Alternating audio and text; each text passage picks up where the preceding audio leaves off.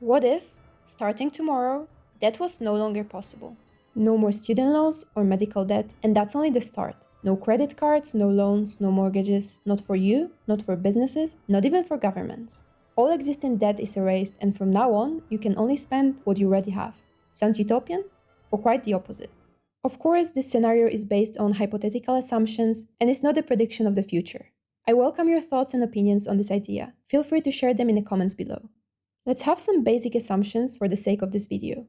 First, no borrowing, anywhere. You want something, you pay upfront, no exceptions. Second, this change happens everywhere, all at once.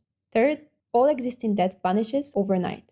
Fourth, no preparation or transition period. This happens in a flash. And fifth, fiat money built on trust and debt might collapse, forcing us into asset-backed currencies or a brand new system. But let's assume it doesn't collapse instantly, because then money would essentially be worthless. So how would no debt world change our lives, our economies? Would society collapse? Or would we finally learn to live within our means? What happens to your wallet, housing, businesses, and governments when borrowing becomes a thing of the past? Let's break it down, minute by minute and year by year. After 1 minute, the news spreads like wildfire. All debt is gone. For individuals, it feels like a dream come true. No more student loans weighting you down, no credit card bills piling up, and if you had a mortgage, congratulations, you own your house outright. Social media explodes with celebrations as people marvel at their newfound financial freedom. But while people are celebrating, banks are in total panic mode. Their entire business model, lending and earning interest, is gone in a flash. Meanwhile, the stock market is in chaos, and governments are stunned, trying to figure out what to do. After 1 hour, the euphoria of being debt-free starts to fade as reality sinks in. Individuals, feeling suddenly wealthier, rush to spend their newfound freedom money. Stores are overwhelmed with customers buying everything from big ticket items to daily necessities. Real estate investors and companies panic as the market floods with listings. But the chaos is only just beginning. Banks are paralyzed. Loan officers, credit analysts, and executives are glued to their phones in frantic meetings, trying to figure out how to function in a world where lending no longer exists. Investors have no clue how to value companies that relied on credit to grow. Shares in major banks, real estate companies, and even tech giants plummet as uncertainty takes hold. Governments hastily prepare public addresses, hoping to calm the population and prevent mass panic. Leaders deliver speeches assuring citizens that they are working on solutions, but their lack of clear plans only fuels anxiety. Governments themselves are stunned as their entire financial systems, built on borrowing and debt, are suddenly obsolete. How do they fund public services like healthcare, education, or infrastructure? After 1 day, the world wakes up to a new reality, but the cracks in the system are growing wider. Individuals who celebrated their debt-free status just hours ago begin to realize the implications. With no access to loans, they can't finance cars, homes, or even small purchases. Businesses too start feeling the pressure as credit lines vanish, leaving them unable to pay suppliers or meet payroll. Panic buying spreads beyond luxury items to essentials like food, fuel, and medicine, leaving shelves bare and supply chains strained. Prices of basic goods skyrocket overnight, triggering immediate inflation as demand outstrips supply. The banking sector is on the brink of collapse. With no lending revenue, banks begin to shut down branches, freeze accounts, and limit withdrawals to preserve liquidity. Long queues form outside ATMs as people rush to withdraw what they can, fearing a total financial meltdown. Governments spend the day trying to stabilize their economies. Emergency meetings are held with central banks, financial experts, and global leaders. Talks of introducing asset-backed currencies or radical monetary reforms dominate the conversation. Markets remain in turmoil. Stocks continue to plummet, and trading is halted multiple times to prevent a full-blown crash. A month in, the excitement of being debt-free has turned into chaos. Individuals struggle without credit, making unexpected expenses like medical bills and repairs unmanageable. Inflation surges as supply chains collapse, shelves empty, and black markets emerge for essentials like food and fuel. Banks are decimated, with most shutting down and the few remaining offering only limited services. Amid this turmoil, opportunities arise. Communities revive barter systems and local trade, fostering small-scale economies. Cryptocurrencies and asset-backed currencies gain traction as alternatives to traditional money, while skilled workers in essential trades thrive. Investors with cash reserves take advantage of plummeting property prices. Meanwhile, governments face mounting crises as public services are slashed, infrastructure projects stall, and unemployment soars.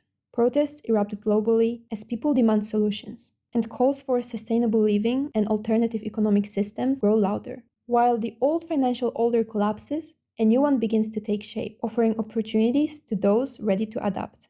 A year later, the world is unrecognizable. The buy now, pay later culture is a thing of the past, with people forced to save before making significant purchases. Housing markets remain in turmoil. Property prices have stabilized at historic lows, but cash only transactions dominate, leaving many unable to buy or sell. Formerly bustling cities see abandoned properties as landlords struggle to find tenants who can pay upfront. Banks, though decimated, have found new ways to operate. Some transition into wealth management and fee-based services, while others pivot towards facilitating asset-backed financial products. Deposits have been a sore point. Many customers lost access to their savings when banks froze accounts in the chaos, leading to widespread distrust of traditional banking. Cash remains king, but decentralized finance systems, cryptocurrencies, and alternative barter networks continue to grow in popularity. Governments, unable to fund public projects through borrowing, have implemented strict measures, cutting services, raising taxes, and prioritizing survival. Societies are more self-reliant, with local economies and sustainable living initiatives flourishing. A decade after debt was wiped out, the global economy has settled into a new normal, but the effects of the debt reset are still deeply felt. Fiat money, while surviving the initial shock, has largely been replaced in many regions by asset-backed currencies, cryptocurrencies, or hybrid systems that combine the two. Trust in traditional financial institutions remains low, and people rely heavily on decentralized finance and community-based financial systems. For individuals, home ownership remains a major challenge. Without mortgages, buying a house requires decades of disciplined saving or pooling resources with family. The housing market is fragmented. In wealthy regions, property prices have stabilized, but in less affluent areas, homes sit vacant, driving urban decay. Universities have been forced to overhaul their funding models. Tuition fees, once reliant on student loans, are now paid upfront or financed through income-sharing agreements, where graduates pledge a percentage of future earnings. The system has reduced access to higher education for lower-income students, widening the wealth gap. Prices for goods and services have stabilized after the initial inflationary shock, but remain high for essentials like food, healthcare, and fuel, due to disrupted supply chains and reduced production capacity. Small-scale farming and local production have gained prominence, helping communities become more self-sufficient. Luxury goods industries have declined, as most consumers prioritize basic needs and saving. Governments have adopted strict budgets. Public services like healthcare, education, and infrastructure development are minimal and funded largely through taxation. In wealthier nations, public-private partnerships help maintain critical services, while poorer countries face deteriorating infrastructure and widespread unrest. Global cooperation has diminished, with nations focusing inwardly to ensure survival. Smaller businesses and new startups struggle to survive in the absence of credit. The lack of loans makes it difficult to fund initial investments or scale their operations. Without access to capital, innovation is stunted as risk-taking becomes less visible. While bigger companies that have retained cash reserves or established cash flows continue to operate, they too face challenges in expanding quickly without credit to fuel growth.